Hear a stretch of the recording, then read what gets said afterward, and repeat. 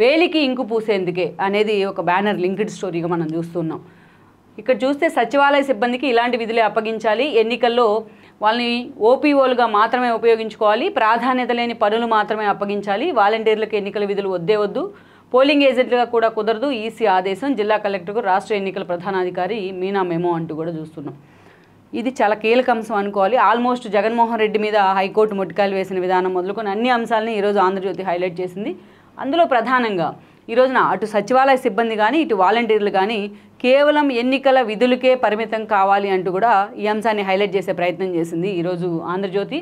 ఇక్కడ మనం చూసినట్లయితే జగన్మోహన్ రెడ్డి ఏదైతే ముఖ్యమంత్రి కాకముందు ఆయన జాబ్ క్యాలెండర్ల పేరుతోని ఆయన చాలా ప్రధానంగా తన నవరత్నాల్లో భాగంగా ఆ డిమాండ్ని తెర మీద తీసుకొచ్చారు. ప్రచారంలో కూడా అంతే తీసుకెళ్ళి ఉన్నారు. అయితే తీరా తాను ముఖ్యమంత్రి అయిన తర్వాత జాబ్ క్యాలెండర్ అంశాన్ని పక్కన పెట్టి ఆయన వైసీపీ కార్యకర్తలకు జాబుల పేరుతోని ఒక సచివాలయ ఎంప్లాయీస్ కానీ అదేవిధంగా ప్రత్యేకించి ఈ రోజున వాలంటీర్లు ఒక వ్యవస్థను కానీ ఏర్పాటు చేశారు. ఆల్మోస్ట్ వాలంటీర్లే 2.5 లక్షల మంది ఉన్నారు. సచివాలయ ఉద్యోగులు కూడా అదే స్థాయిలో ఉన్నారు. వాళ్ళకి సంబంధించి అటు లోకల్ బాడీస్ ఎలక్షన్స్ జరిగినా, ప్రభుత్వ కార్యక్రమాలు జరిగినా, జగన్మోహన్ రెడ్డి ఇనిషియేట్ తీసుకుంటున్న ప్రోగ్రామ్స్ జరిగినా ప్రతి ఒక్క కార్యక్రమాన్ని వైసీపీ ప్రభుత్వం తరపున చేసే కార్యక్రమాన్ని, పార్టీ తరపున చేసే కార్యక్రమాన్ని కూడా వాళ్లే దగ్గరుండి చూసుకుంటూ వచ్చారు.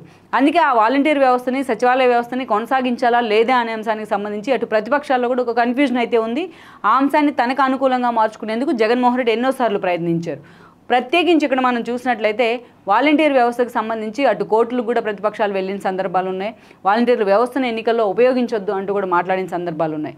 అయితే వైసీపీ కార్యకర్తలకి మేము ఇన్ని జాబులు ఇచ్చామంటూ పదే పదే అటు జగన్ దగ్గర నుంచి విజయసాయి లాంటి వాళ్ళు మాట్లాడిన సందర్భాలు కూడా ఉన్నాయి. ఇప్పుడు వాలంటీర్లు పూర్తి స్థాయిలో ఎన్నికల విధుల్లోనూ, సచివాలయ సిబ్బంది ఎన్నికల విధుల్లోనూ ఇన్వాల్వ్ అయితే అది ప్రతిపక్షాలకు కూడా సవాల్గా మారే అవకాశం ఉంటుంది. వాళ్ళలో మెజారిటీ వైసీపీ కార్యకర్తలే కాబట్టి. సో ఈ అంశానికి సంబంధించి కోర్టుల చుట్టూ కూడా తిరుగుతున్నాయి ప్రతిపక్షాలు. ఈ అంశాన్ని హైలైట్ చేస్తూ ఈ రోజున ప్రధాన ఎన్నికల అధికారి, ఏపీ ప్రధాన ఎన్నికల అధికారి మీనా ఒక మెమో కూడా జారీ చేస్తున్నారు. ఇప్పటికే వాలంటీర్ల విషయంలో కూడా ఆల్రెడీ ఆ మెమో వచ్చింది. టీచర్ల ఎంపికలో కూడా టీచర్లను ఎట్టి పరిస్థితుల్లోనూ విధుల్లోకి తీసుకోమంటూ సర్కారు నిర్ణయం తీసుకున్న పరిస్థితుల్లో టీచర్లతో ఎప్పుడు కూడా ఎన్నికల విధులు కంటిన్యూ చేస్తున్నట్టుగానే ఉపాధ్యాయులతో అలాంటి విధులే కంటిన్యూ చేయించాలని కూడా ఒక తీర్పునిచ్చింది కోర్టు. ఇక అదేవిధంగా చూస్తే ఈరోజు ఎన్నికల ప్రధానాధికారి కూడా చాలా క్లారిటీగా వాలంటీర్ వ్యవస్థతో పాటు సచివాలయ ఉద్యోగులను కూడా కేవలం వాళ్ళని ఎన్నికల విధుల్లో నామమాత్రానికి మాత్రమే పరిమితం చేయాలి అని చెప్పి కూడా చెప్పింది. ఏజెంట్లుగా వాళ్ళు వద్దే వద్దు అంటూ కూడా పోలింగ్ ఏజెంట్లకు కూర్చున్నట్లయితే అది రప్చర్ అయ్యే అవకాశం కూడా ఉంటుంది. ఎందుకంటే అది వైసీపీ కార్యకర్తలకు వర్సెస్ టీడీపీకి కూడా, జనసేనకు కూడా ఒక ఫాయిదా ఉండే అవకాశం ఉంటుంది. అందుకే ఈ విషయంలో చాలా కీలకంగా స్టేట్మెంట్ ఇచ్చింది ఆమె.